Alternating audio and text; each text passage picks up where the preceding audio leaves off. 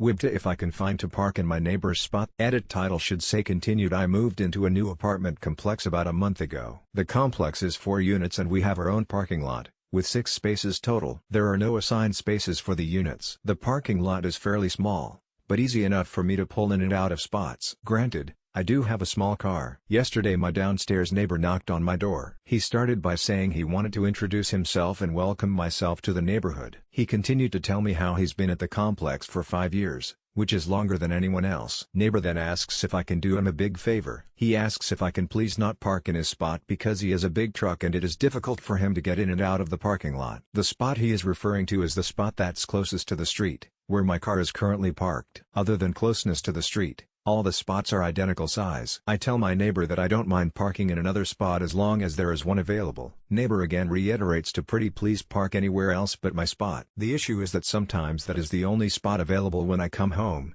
and I don't feel like I should have to park my car on the street if it's available. I will acknowledge that it probably is the easiest spot to get in out of, but I don't see how it's my problem that he drives a big truck. I don't feel like I should have to avoid that spot at all costs, especially if it's the only open parking spot. I told my boyfriend what happened and he agrees with me. But later I was thinking about it, and the neighbor did ask nicely. I don't want this to become a big issue, so I was wondering if I should just avoid that spot altogether. So WIBTA if I continue to park in his spot occasionally?